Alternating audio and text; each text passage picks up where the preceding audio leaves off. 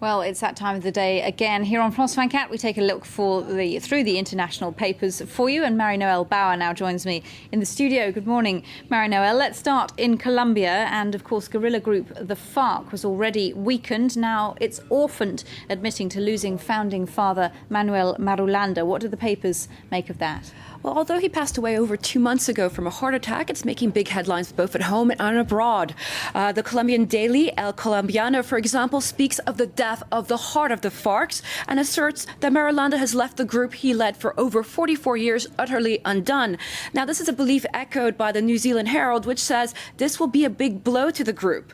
But the big question is, Catherine, who will be following in his footsteps? Well, according to the Venezuelan El Nacional, it will be Alfonso Cano, a man who's described as a communist intellectual who's already considered the ideologist and strategist of the FARC movement. He's thought to be among the group's more moderate elements. Now, meanwhile, the French press, predictably, including papers such as Le Figaro, are saying that the FARC's chief's death is spurring renewed hopes that Ingrid Betancourt and her fellow hostages might be freed. But I think it's best to remain cautious on that front because, this story has a habit of having many twists in the tails. It's like a political telenovela of sorts, OK, well, stay tuned for the next episode. Meanwhile, moving on to Congo, and Marie-Noëlle, a lot of ink was spilled over the weekend about the arrest of the Congolese opposition leader Jean-Pierre Bemba. He was arrested in Brussels by Belgian authorities, executing an arrest warrant from the ICC. Tell us more. Well, yes, Belgian daily La Dernière Heure says this is the end of the line for the ex-war chief, who's accused by the ICC of war crimes allegedly committed in the Central African Republic between 2002 and 2003.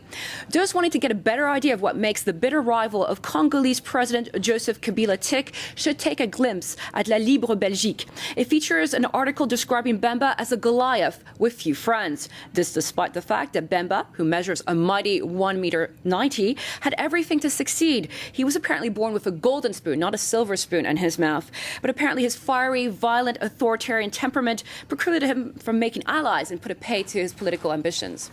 OK, well, if it makes Bemba feel any better, he's not the only one in the firing line this weekend. You're saying that he's in the rather fragrant company of Michelle Obama. What on earth has she done? Indeed, according to an opinion piece in today's edition of the Boston Globe, Madame Barack is now fair game to become the Republicans' new favorite whipping girl, especially as Hillary Clinton's day in the race for the White House appears to be rather numbered. But they should beware, as Barack has already growled that his rivals should lay off his wife. Now, I think he's going to need to grow a thicker but still utterly gorgeous skin because, the ride to next November is going to be pretty harsh.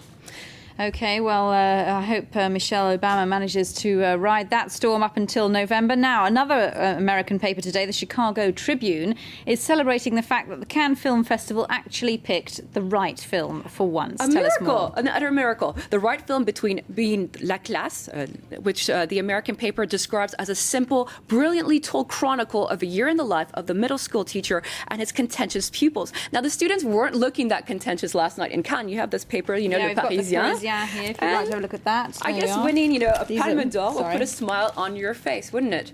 Yeah, there they are, looking very happy with their Palme d'Or. These, of course, are ordinary teenagers from the Paris suburbs who found themselves catapulted to red carpet glory, thanks to Sean Penn, head of the jury there.